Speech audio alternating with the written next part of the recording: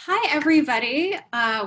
Welcome to Women in Politics 100 Years Later. My name is Amanda Chu. I'm from Ellevate Network, and I'm your host for today. Thank you for joining us.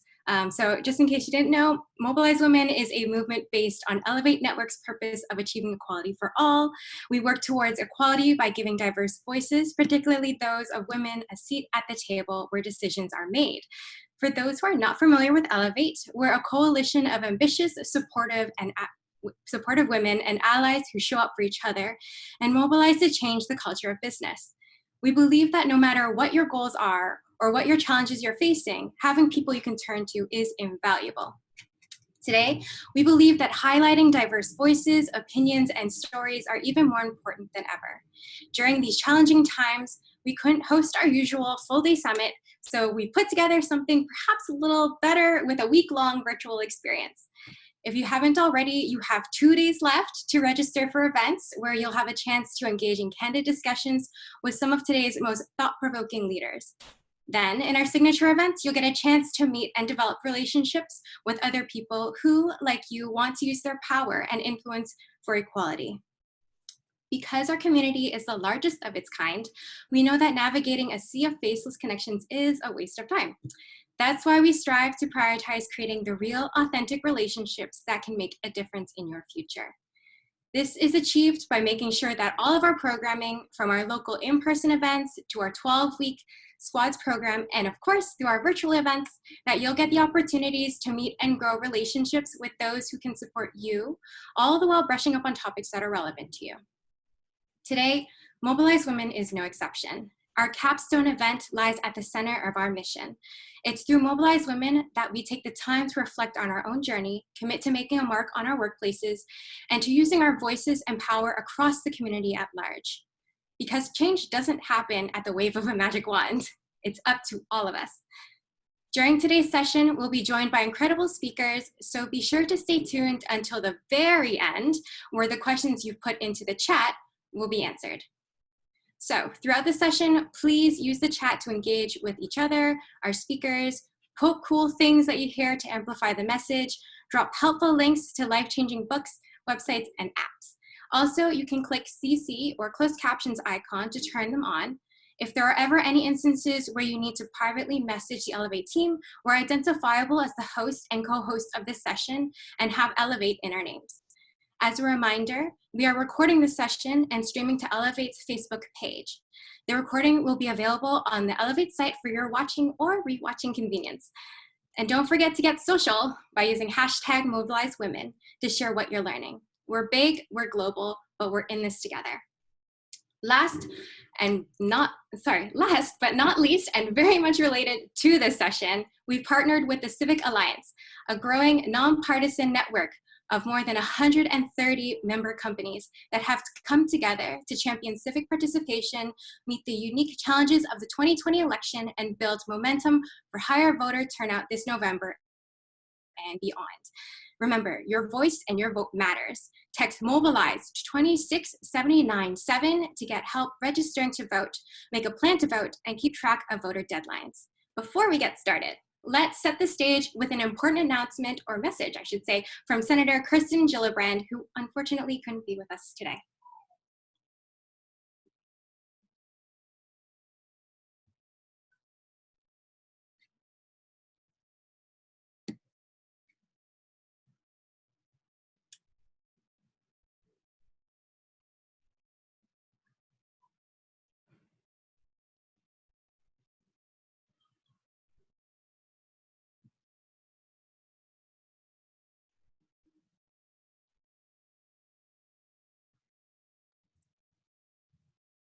Hi, I'm Senator Kirsten Gillibrand, and I'm so pleased to welcome you to Mobilize Women Week 2020. This week, you join to raise your voices and celebrate the power of community. During a pandemic that continues to ask more and more of women, community has never been more important. As we think about our nation's recovery, we must do more than go back to a normal that wasn't working for working parents.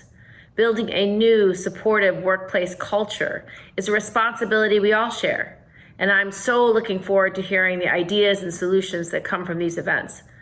I want to thank Christy Wallace and the Ellevate Network for their commitment to fostering gender equality in the workplace and fighting for diversity and inclusion. The more that women see the power of their potential and the value of their voices, the more we will be able to drive this country forward. Have a great event.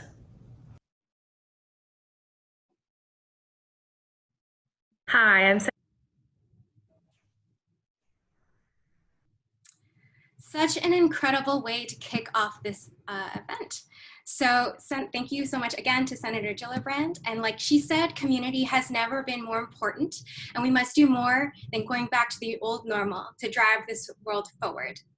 Now, let's continue our discussion about women and politics and how we can make an impact. Please welcome your moderator, Aditi Janeja, Council at Protect Democracy, for a conversation with Bushra Amiwala, youngest Muslim elected official in the US, Christine Hellquist, CEO of Cross Border Power and 2018's Vermont Democratic Governor nominee, and Shaniqua McClendon, Political Director of Crooked Media.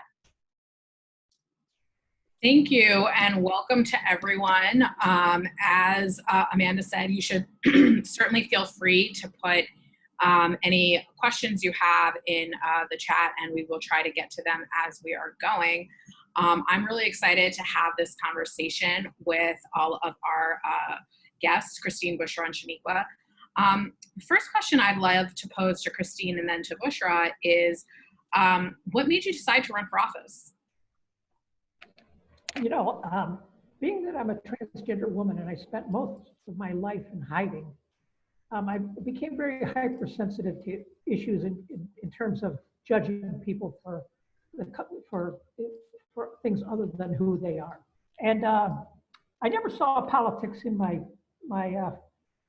forward looking. But after November 9th, 2016, when I went into political depression, I came out and started to be very active. I did a lot of marching. I went down to the Women's March in Washington. I marched in the Climate March. I marched in Vermont. But in Vermont, my 96% white state, we really never experienced any outward signs of racism. But we started to see white supremacist activity in late 2017.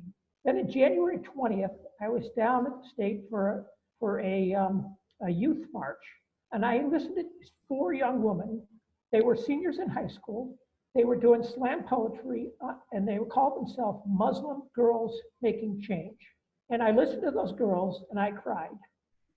And that's when I made the irrational decision to run for governor. And it was really out of civic duty and really came from my heart, because I did not like where our country was headed. Yeah, thank you, Christine. Bushra, I'd love to know your answer to the question of why you decided to run. Sorry, I was muted. Similar to Christine, I didn't ever foresee politics in my future or anything of that sort either. It's something that wasn't really appealed to me. It wasn't really something I surrounded myself with growing up. But it wasn't until my senior year of high school where I took an AP Government and Politics class, and for the first time was engaging in conversations with a lot of my peers and my friends in that class, and found out that a lot of them would be voting for Donald Trump to be president. And I remember I had a pretty just skewed perception of what being a Republican looked like to me. So I wanted to get a firsthand look of what that looked like. And because of that, I actually interned for our Republican senator's campaign. There was someone on that campaign that asked me to run for public office. I was super involved in civic work and volunteerism and giving back at that scale. And the best way to make long-term tangible change is through public policy. So decided to bridge the gap through there. And when someone asked me to run, I didn't even realize that I was old enough to do so, that I had the qualifications necessary, the means necessary to do so. Kind of took the leap and did so anyways. And I feel like ignorance is bliss. I tried to run for political office the first time. Great. Shaniqua, I know that you worked on the Hill after being an intern at the White House, which is definitely another way of being part of this process. And I'd love to know why you decided to spend time in DC, why you wanted to work on the Hill. And I'm sure you know people are very frustrated with Congress these days. And we'll love to, if you could share some of your insights on that.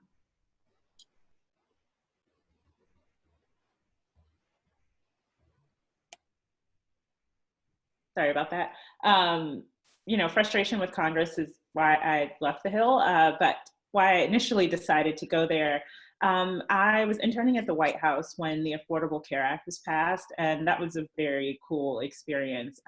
But what I noticed was once the bill was in Congress's hands, the White House was more of a cheerleader, trying to push things along. But it was Capitol Hill, particularly House Democrats and Nancy Pelosi, who were able to get the Affordable Care Act passed. So I thought, okay, interning at the White House is very cool, but I would like to be on Capitol Hill where, they're actually writing the policies and getting them through and working more directly with constituents to understand what they want. And unfortunately, once I got to the Hill, I started in August of 2010, which was a few months before the Tea Party wave. And Capitol Hill really opened my eyes to some of the really nice parts of government, but a lot of the undersides. And, at that time, we started to see a lot of gridlock and just a lot of partisanship. And Congress barely passed any bills. One bill, education, was something that was really important to me. And I was really excited to work on the policy area. But then when I started actually working on it, we tried to reauthorize No Child Left Behind 3 times in the 6 years that I was there before it got reauthorized. But by the time it did, I'm a Democrat and I was working for Democratic member, and we weren't in power anymore. So it was a really watered down bill that I think didn't do as much as it could for students. But ultimately, I did leave the Hill realizing that the policies I wanted to see were not being advanced. So we needed better politicians, which is why I ended up where I am now. So I wanted to ask each of you, what do you think we have so many people who are watching this right now who could possibly run for office. And I would love to know for each of you or get involved in public service, and maybe not as a member, but behind the scenes, that I would love to know what you think the barriers are and the barriers you had to overcome. And I think we all know that there are external barriers, but I'm actually really interested in your internal journeys and like, what was the thing you had to change in your mind to be like, oh shit, I could do that. And so maybe Bushra, since you're just first on my screen, we could start with you and we can go through each person. Yeah.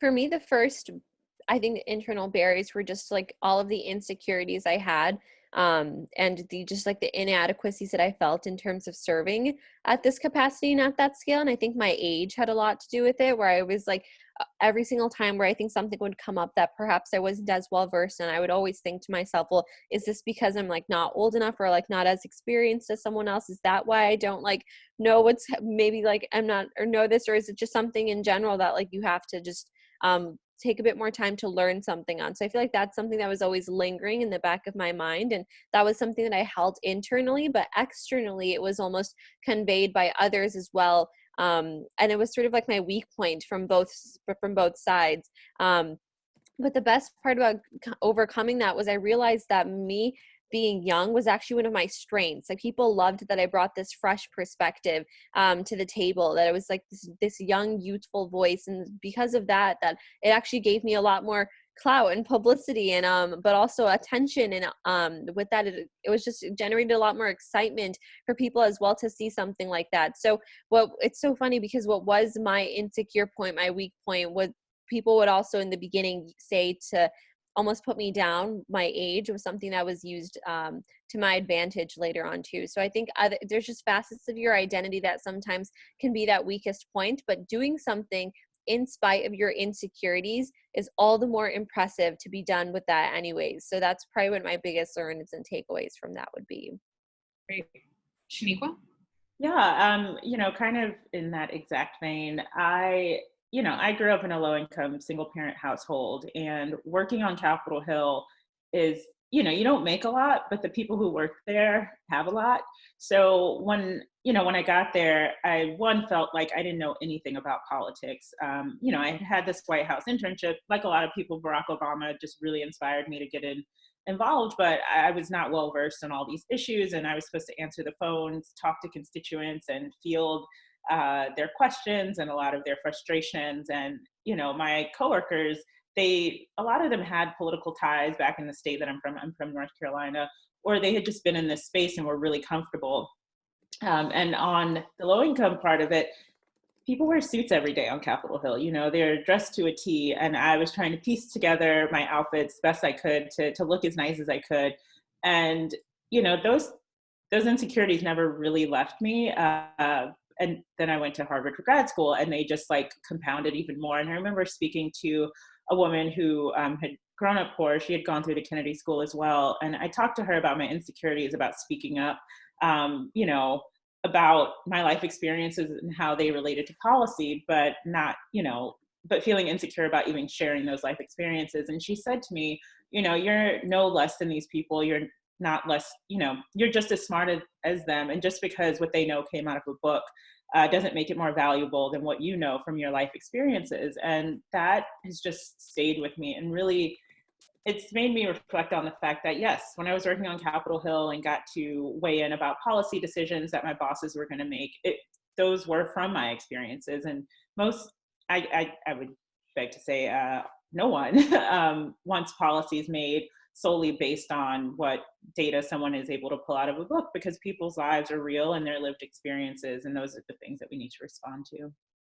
Yeah, Christine, the question was, what were your kind of internal insecurities that you needed to wrestle with in order to decide to run for office? I should tell you that, prior to my transition in 2015, I spent. I'm sorry, Christine, could you turn up your volume? We're just having a hard time hearing you. Yeah, I'm not sure how to do that. So let me see if I can do. Oh, yes, I see where to do it. Hang on. How's that? Is that better? Much better. Okay, thank you.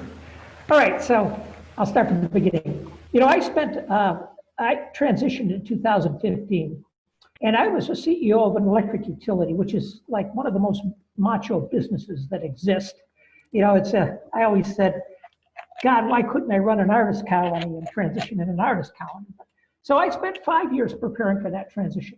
And when I first met my counselor in 2010, she asked me, what do you need from me? I said, well, as a man, I'm very strong. I'm a confident leader. But as a woman, I'm weak and full of shame. So we spent 5 years preparing. So when I transitioned in 2015, I became a very strong leader as a woman. So running for office, I really didn't have any insecurities. And that may be hard to take. But remember, I spent most of my life as a man. And we could talk about that later. So, Fox News accused me of having transgender privilege. Well, there may be a little bit of element of truth in that, because, if we want to talk, I understand that difference between those two genders. So I had a high level of bravado already. That's really interesting. And I definitely am sure we'll want to circle back to that. I think a question that many people wrestle with right now is with the election coming up, we're 60 some days out. But I think even outside of the electoral context, what can I do in my community to make a difference, to make a change? We talked a little bit about running for office, which is important and great, but lots of people do other things and are passionate about their other work. And the world seems to constantly be on fire. And I'd love to hear from each of you what you think that people can do to get involved and to try to contribute to the change, given that, people's resources, their privilege is all very different. And again, maybe we'll just start with Bushra and then kind of go down. Mm-hmm. Staying connected and plugged into everything is so important right now, where it's so easy to be disengaged, I think, and almost turn a blind eye to what's going on. But I think what I found is the greatest way to have an impact, especially during COVID and everything that's happening right now, is to volunteer. Your time is the biggest blessing that anyone has, and to give that time to an organization that's in need, I think is a really good use of that. So I would say volunteer. And I know that sounds really like it's easier said than done, or like, where do I even begin? I always say, look towards your local food pantry first, especially right now.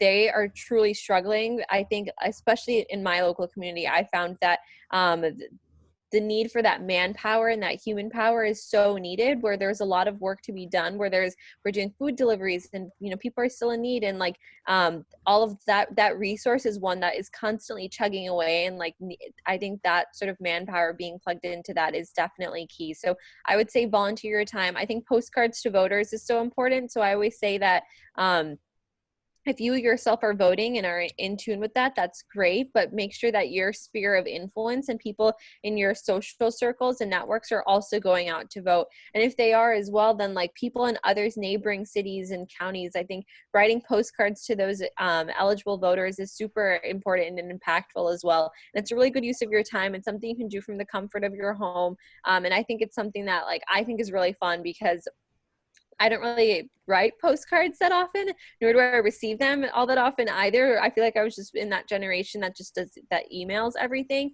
But it's a really exciting thing to be able to contribute to, for sure. Great. Yeah. Yeah. So I think about this all the time because I work in electoral politics. And so often, you know, we talk about voting in this space and then we just kind of leave it there. But before I even get into the voting thing, something that has just been sitting with me, you know, over the past few months is we hear a lot of conversations about how can I help and how can I have the greatest impact. I think one large piece of advice I would just offer is to always, in whatever you're doing, center the most marginalized people in that space. I even look at myself, I'm a Black woman, and you know, you'll hear a lot that we are at the intersection of gender and race.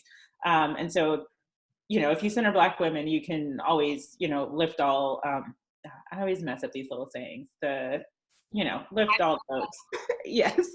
But something that I, even as a Black woman, hadn't considered, you know, I think throughout my life and activism and things like that, is the ways that there are people with more intersections than I am. And this year during Pride, I went to a counter protest to the actual Pride March here in LA. And the woman who was kind of leading the protest, it was like this punk rock band, but it was a disabled trans Afro-Latina.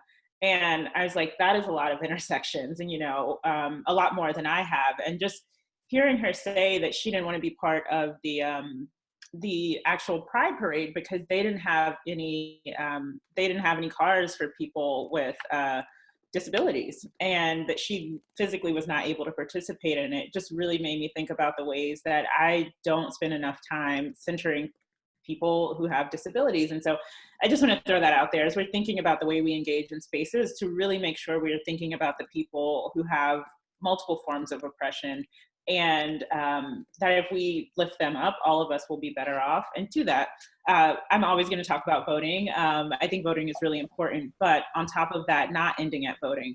Elections happen and politicians keep working for the people who are still paying attention. And you don't have to vote for someone for them to pay attention to you. If they know that you're engaged and you will, you know, find someone to run against them, or just always be at their town halls and always raising hell about the things that are important to you, they will listen to you. And so once the elections are over this November, I think it's going to be really important that people keep showing up and keep demanding the things that they want, because if not, you know, looking at the presidency, for instance, 4 years will go by. We won't see what we have wanted to see, and then wonder why we're, you know, back in the same place. Christine? Well, I'll start by saying, as I recognize that we're in a democracy crisis right now, and democracy requires activism to stay healthy, strong activism, and strong and firm commitment, not anger. You can be strong and you can be firm without being angry. And so we're really at the battle for the heart and soul of democracy as we move forward. So, I had a very comfortable lifestyle, and I didn't think about politics. But when I look at what's happening now, I realize that I'm a part of what happened now. I fought hard to get Obama elected in 2008. And then I went to the inauguration, and then I sat back and said, oh, I'm done. Now I can go focus on other things like the electric grid and climate change and things like that. However, I that my civic duty. So I really do in your own way is get up off away from that television and make some calls and be active, because we are really fighting for the heart and soul of the future of all of us. And I certainly, I even talk to my transgender community and say it's not us. We're not fighting for the transgender community. We're fighting for every higher, every lower hierarchy of power. And it's the hierarchy of power starts at the white male, and then it goes down from there. Yeah, we talked a lot about electoral politics here, so I just wanted to add a couple of additional thoughts. One is that I think Angry Women Make History. There were 4 books about the political power of women's anger last year written. Rebecca Traister, Brittany Cooper, Soraya, like a bunch of people wrote books on women's anger and as a force for political change. So I would just offer that I think women's anger is very useful and powerful. And the second thing I would offer is that electoral politics isn't everyone's cup of tea, but as Shaniqua and Bushra said, volunteering, staying engaged after an election is really important, and that you can tutor in your community, you can work at a food bank. There are lots of ways to get involved, but I think knowing your community and knowing what it needs makes you a really powerful leader, and that's just something I would offer. And there's never a lack of need for people's energy and support and hands. So I wanted to talk a little bit more about gender and politics. I mentioned Rebecca Traister. She talks about how as Americans, our ears are not tuned to seeing women in power. And that was like a challenge and a barrier that Hillary Clinton faced in her run. And I think it's super interesting that we have such an intersection of identities on this panel. And I'd love to know what did you feel or what have you felt in the course of your careers? You felt like people were not attuned to, that people didn't hear, that they weren't used to hearing or used to seeing in someone like you or in your colleagues. And what was that experience like for you? Again, Bushra, if you want to just. Sure, yeah. So I think for me, one of the things that people were super just like taken aback by was like my identity being like a hijab wearing Muslim woman. And it's something that people just loved to talk about, which I also think is a cool, exciting thing to talk about as well. I think if it's something that's new, and it's a part of my identity, then yeah, absolutely, I'll talk about it. But on the flip side of that, it's funny because I would also be accused of sort of playing up identity politics. So in one side, it's all people want to talk about. Then on the other side, if you do talk about it, it's you just can't win type thing. But what's interesting about that as well was I was sort of every single instance I found myself where that was sort of put at the forefront. So while I was running for my county commissioner seat back in 2018, 2017, I got a lot of really exciting media attention and press coverage for my run for office. Yet each almost headline that came out said, young Muslim teen runs for public office, or, Muslim teenager does blank or X, and it didn't really have my name. So at the end of all of that, people still didn't know who I was, and it wasn't really translating to additional votes or additional support at the polling place or anything like that. So I think that's something that I found to be particularly challenging, because it's like on one side, I know my identity is being played up by both fronts. And I'm trying to make the most of it, trying to see ways that maybe this can be used to my advantage, being a candidate, someone vying for public office, but it inevitably didn't. And I think that's something that I found to be particularly difficult. And a funny story is that one time I had a debate between my 2 male opponents and there was a news article that highlighted that debate at the end of it, and it talked about the 2 policy ideas that each respective male opponent presented. And it said, and Bushra Amiwala wore a stylish light pink hijab to the forum. And it's really instances like that really erases and mutes, my policy ideas and what I stood for, and the change that I sought to bring into the county commissioner seat, especially during that time. So all of that I found to be particularly challenging and difficult. And I think that there was something about it being super new to people. Having a hijab wearing Muslim woman, I guess, running for political office. But since then, it's super exciting. We have 2 Muslim women in Congress now, and I know a lot more Muslim women that are elected to political office and have ran for political office themselves. It's been easier to connect with them. So I know it's not a rare thing anymore, which is great, and it's really exciting. And I'm just hoping that for future people who who do choose to run, that their identity is not placed before their policies. Yeah. I think for me, kind of the two of the main things that have kind of, I don't want to say plagued my career, maybe that's the right word, maybe it's too strong, but very early on in my life, actually, people have made assumptions about me because of my name.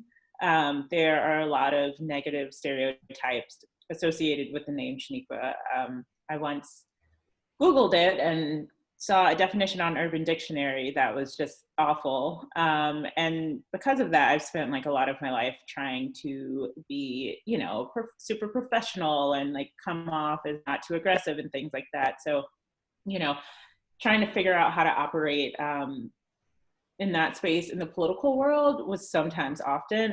But I think even kind of the bigger difficulty I faced when I worked on Capitol Hill, I would often have meetings with male colleagues, a lot of the time more junior than me, and we would meet with, you know, people who run companies or just from different organizations, and I would be talking, and then they'd ask their question to the man, and then I would answer their question, and then they would go back to the man. And then I always did this thing where if they wouldn't stop doing that, I'd make them think we were not going to do whatever it is that they were asking for, and then they would start paying attention to me. But you know, that's very different from a woman running for office. But if that is happening in a meeting on Capitol Hill, regardless of me saying I am the person who will make this decision, then you know, you think about a lot of the women who are running for office who never have that one-on-one interaction with the people who are assuming they are not capable, and don't even get the opportunity to say, hey, you're wrong, I am capable, let me tell you why. So, you know, we're still gonna have to do a lot to fix that. I do think it's changing. I think that with, you know, Hillary Clinton's campaign, although she didn't win, I think we're seeing a lot of, you know, for lack of a better term, this is cliche, but a lot more cracks in the glass ceiling. But we also still have a lot longer to go. You know, I looked at the primary between Hillary Clinton and Bernie Sanders, and toward the end of our primary this cycle with Bernie Sanders and Joe Biden. And it was really interesting to me, you know, Joe Biden and Hillary Clinton aren't that different on paper, but Bernie Sanders was able to do a lot better against Hillary Clinton. You know, there were states where Bernie had won just about every county in a state, and then this year he didn't. And so it's hard for me not to think that sexism didn't play some role in how well Bernie Sanders was able to do in 2016 versus 2020.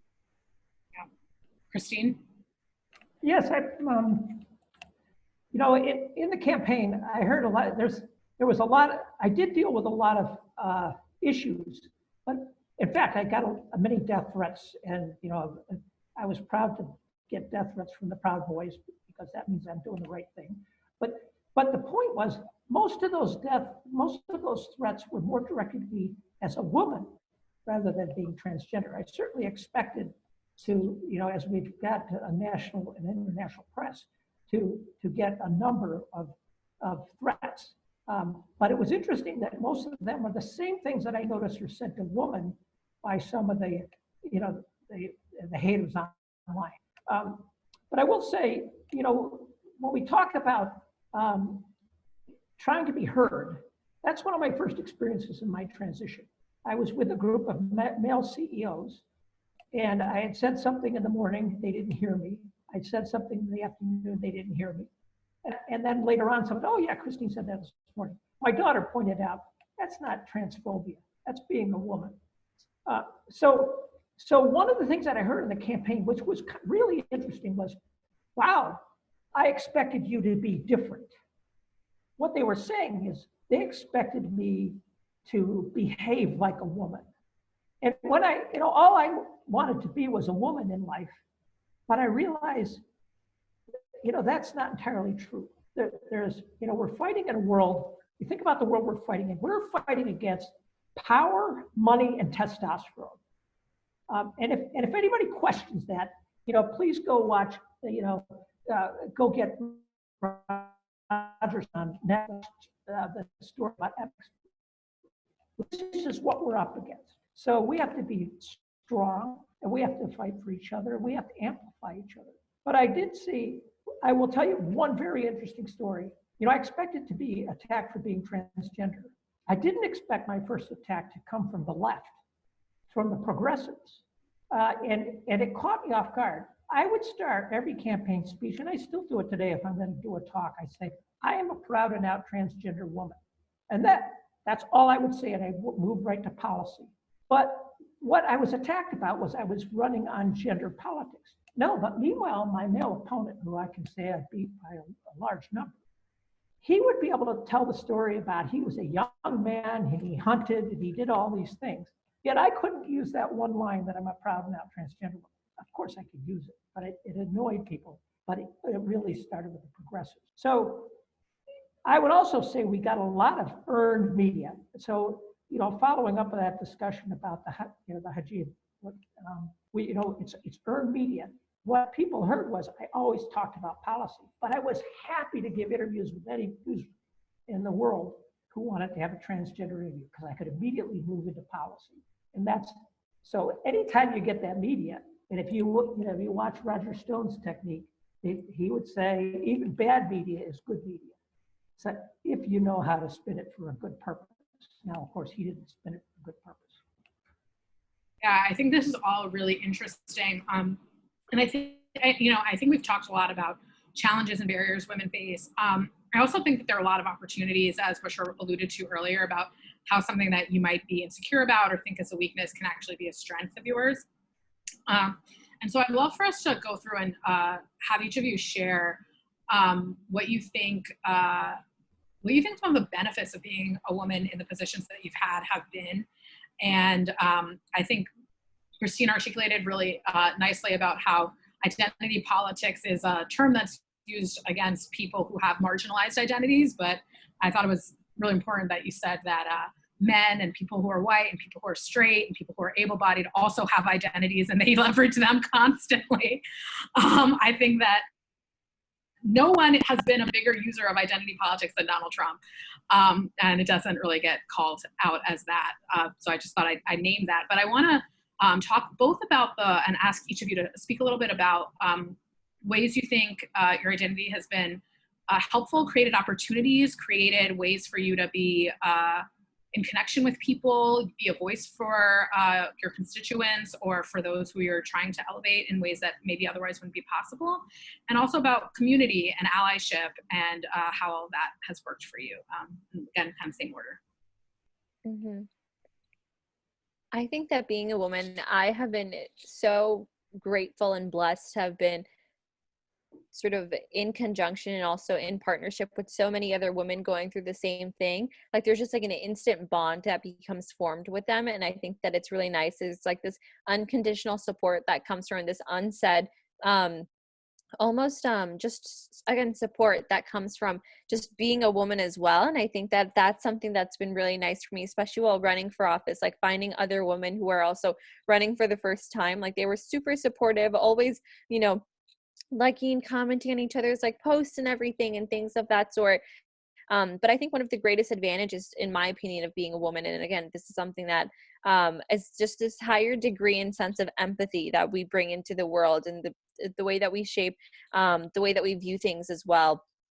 So I think that that's been really nice. And I think that that sort of support and that group and that network of women has been so, I've been lucky and I haven't seen anything like that on the flip side. And I think that that's one of the greatest like blessings of being a woman and as such. So that's been super helpful and everything. But yeah, other than that, I think it's easier to sometimes focus on like the challenges and the difficulties that come with being a woman. And also, I don't know how much of like the advantages of like my campaign or like just things in the past have been because of being a woman or because of just like who I am as a person or because of other external circumstances. But I definitely know that the home-based support of women that I found, other women who run for office, other women who are engaged politically, civically, and similar minded like that, like all that support that they bring to the table is one that I know definitely has to do with the woman bond, like the female identity for sure. Yeah. I'd say for me, this just kind of taking advantage of any sexism that comes my way, and not in a weird way, but like people often make assumptions about me because I'm a woman. And, as I mentioned before, because of my name, I've always tried to appear as very, you know, kind of agreeable. But because of that, people often underestimate me. They think I won't go the extra mile. They think I won't call them out, or, you know, be a person that can challenge them. And allowing people to think that for as long as possible until you kind of get everything done that you need to get done, and then you get whatever it is you are working toward, you know, for better or worse, it's kind of a good thing. People have said to me so many times, "Oh, I wasn't expecting that out of you," and for me, I just say, "Oh, well, that was your assumption. I'm sorry you had it, but here we are right now." And then just to build off of, you know, what Busher said about community, if I don't think I would have as many women friends if I wasn't a woman. And there's just this unspoken bond, I think, that exists when you're meeting new women, that you don't have to say all the things for them to understand what you're talking about, what you're going through, and where you're coming from. And then I think generally, even when I think about conversations about race, women just generally are more open to having those conversations and just being wrong, you know, and hearing where they can do better and be better. You know, I think about myself in that regard. You know, I don't know why I feel the need to say not all men, but a lot of men, you know, you can't do that. You can't explain to them how things they are doing are harmful. And those conversations are a lot harder to have. Well, you know, I'm going to call this an Instagram moment. When I say an Instagram moment, it's because, you know, as I am doing this interview and listening to the very orderly and the polite fashion that we're dealing with each other, I want to take a picture of that because, you know, I've been working with a primarily female board for a long time, and one of the nice things, first of all, I love being a transgender woman. I don't say I'm a woman because you know, I didn't have the early childhood experiences of being a woman, but I do recognize that, you know, we allow each other space, and it's a much more collaborative feeling. And I'm on this interview, and I have no anxiety. But when I will tell you, just yesterday, I was in what's called a technical subcommittee of the board, which was all men other than myself. And it was stressful because people jump in on each other and you have to be on your toes to fill in that space. So I kind of bring that up to the point where I do think women have a much more collaborative way of working for each other. And now I'll move back to business. You know, what's led to my business success in the past was the recognition that we get the best answer through diversity and the best answer through a diverse set of opinions. And if we can do that in a way that's non-threatening and polite, and where people are not afraid to speak up, we get the best ideas. So I do think as we move to a more feminine approach of leadership, we're going to get higher quality results. I think that's so right. It's super interesting to me the way leadership is gendered as masculine, and masculine traits are deemed to be leadership traits. And I personally think that leaders need to do things that are more stereotypically female, as opposed to women trying to model male leadership, which is not super effective. There are lots of studies that show that. So I'm going to start asking questions that are currently in the Q&A. So for people watching, if you have additional questions, please put them in the Q&A. So one question that Susan asked was, what recommendations do you have for us to truly get to know our community members' needs during this time of social distancing with less opportunity for interaction in person among neighbors in places like local churches, classes, shopping, etc.? And Busher, I'm going to have you answer the question because you're just because of your role. Yeah, that's such a challenging question and super difficult, I guess. And it's going to be different for every community as well. But I know for my community, we have connected virtually, which has been really nice. So we've created a separate Facebook group, and I know not everyone uses Facebook, but it's a start, and I think it's a good avenue to be able to connect with people online. And especially for me, like I've always been a huge proponent of social media and using it for its good and its advantages. So we've created a Facebook group where it's like a COVID help center group. So where people are able to put in like sort of what they need, what they're looking for, what their needs are. And with all of that in mind, I think people are able to sort of also, I guess, uplift and amplify one another's voices there as well. So they're able to I guess like add things on, and also just say like, yeah, like I need that too, or like here's what I can do to help and support. So that's been one way that I think has been good to stay connected. It's to use social media to one's advantage. But I think other than Facebook groups, it is really challenging to find the needs of our community. I know like we're being on the Board of Education, we have letters written from our community members that give us a firsthand look of what it's like, and seeing all the challenges and difficulties with e-learning right now, like that's an easy way for us to know how the community is doing with the e-learning and everything like that. We've gone fully remote in our Board of Education.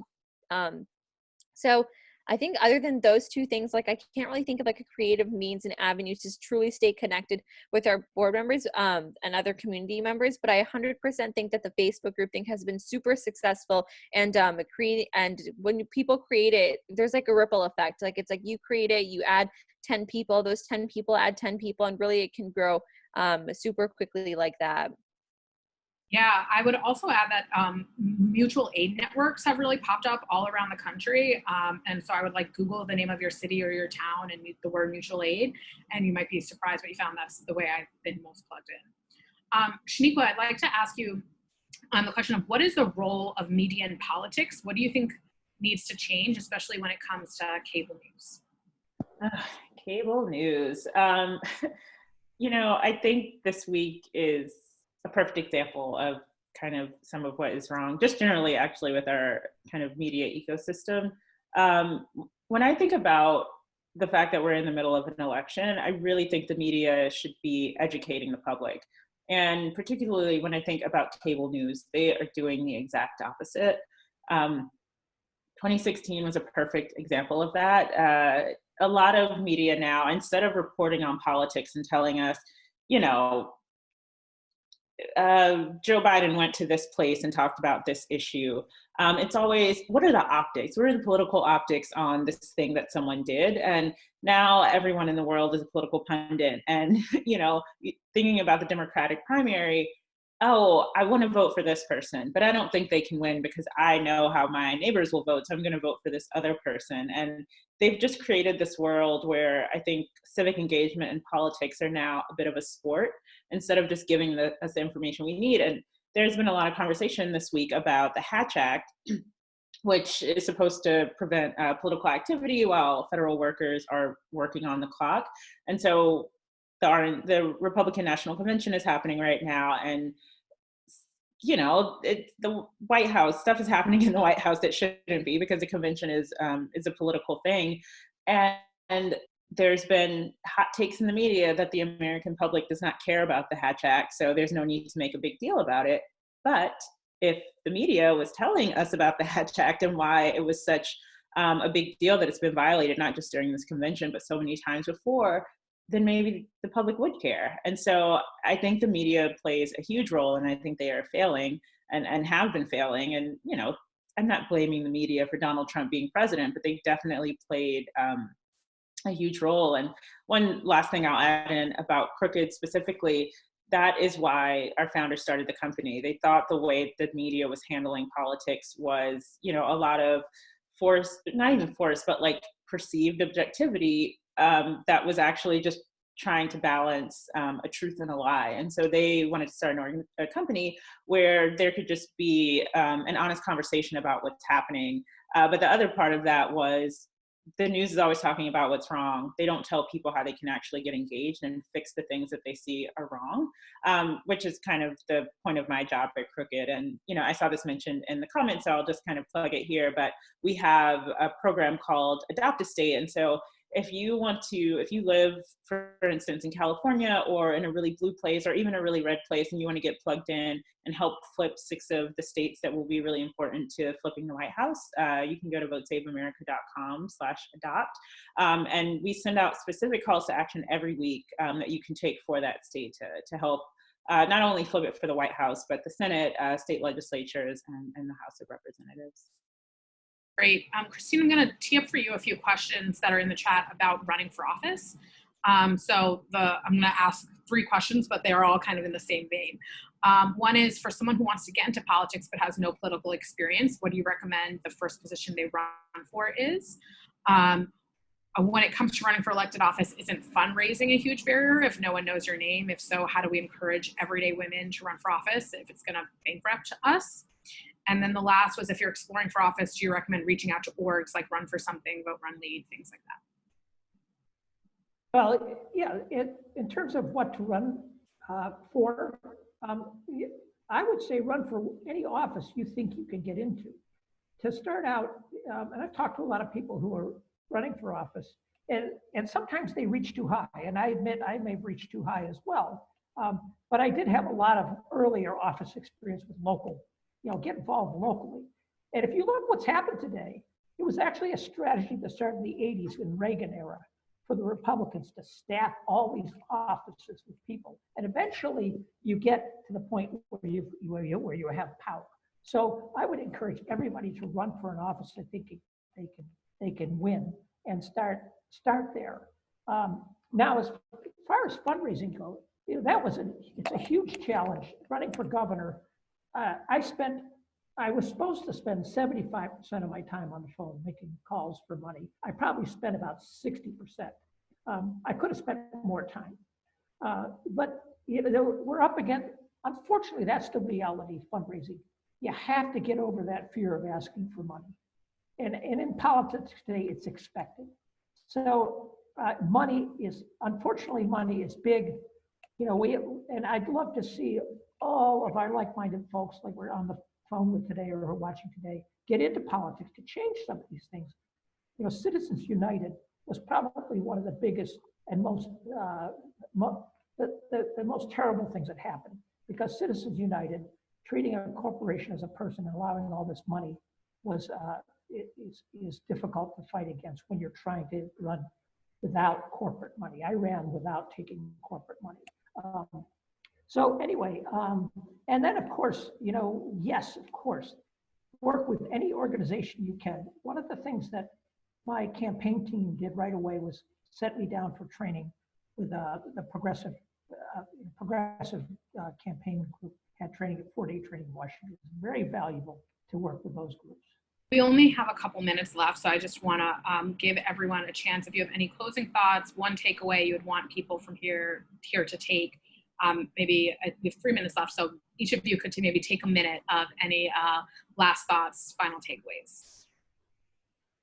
Yeah, I'll go ahead and say we've really sunk to a low place, and we, over the long term, can get out of this. And we can get out of this by everybody's civic involvement. And it's very important because, one of the other things we need to do is also change the nature of the Supreme Court. And all that, we have to be in this for the long haul. Yeah, and I can jump in next.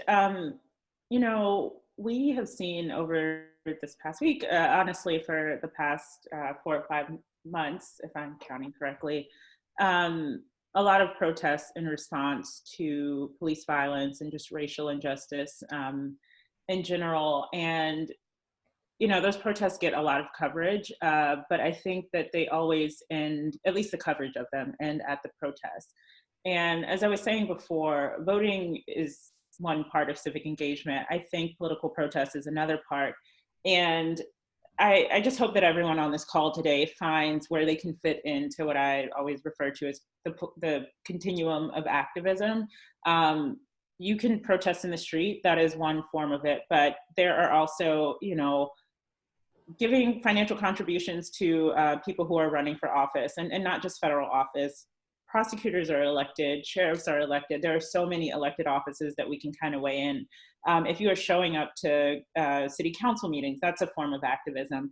And just leaning on elected officials to do what you want them to do. If you have a huge platform, speaking to your audience and letting them, know what they can do to get involved. But whatever tools or resources you have, there is a way to do something. And especially as I've kind of come from where the space I was in growing up as a child to where I am now, I'm in a lot different circles. And then especially after going to Harvard, which is a whole other story of things that happen in elite spaces. But I now am encountering people that are a lot further away from the issues that are happening on the ground. So wherever you are, using that space to really pull those stories up and make sure that people are engaging in a way that, feels comfortable to them, but still advances all of these things that we're seeing, start from there. And just to close out, I'll say just do more in any which way that you can. Do more. And if you're doing a lot right now, which I know so many of us are, don't spread yourself too thin. Burnout is super real, but do more intentionally. Being intentional and mindful about just the type of work that we can be doing out there is super important to me. And that's truly what I would say right now. So voting is super important. I think if you have the inclination to running for something, that's something that's super rare. Not everyone has the idea that they should possibly run for something. So if that thought crosses your mind, I would definitely say listen to it, because that's not something that the average person just thinks of doing every day. So if you ever think that running for office is something that might interest you, then go ahead and I think do it. I think about it. I think definitely explore the idea that comes with it. And yes, there are so many external factors that make things like getting involved in those different ways so much more intimidating than it actually is. But it's such a rewarding and fruitful experience that I would wholeheartedly recommend it to anyone who has interest in that regard. Great. Thank you so much to all of our panelists. I know we're ending a little bit early. I got confused on the time, but I think we're ending on a really strong note. So I want to close it out here and encourage those who are listening to our social media handles were shared, to follow along, to stay plugged in. And thanks everyone. I want to turn it back over to the Ellevate team in case they have anything they want to close out with.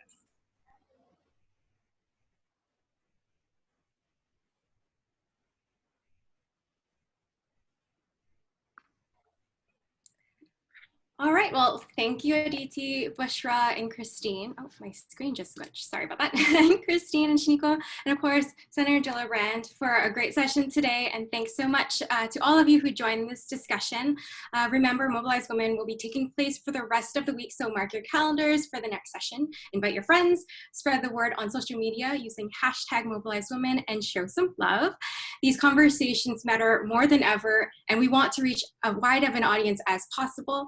After all, there's strength in numbers, and we believe together we can change the world. Special thanks to our Mobilize Women's Week sponsors, RBC Wealth Management, Accenture, Guardian Life, Lincoln Financial Group, Unilever, NFP, Baker Hostetler, Columbia Business School, London Stock Exchange Group, Fiera Capital, and MM Lafleur.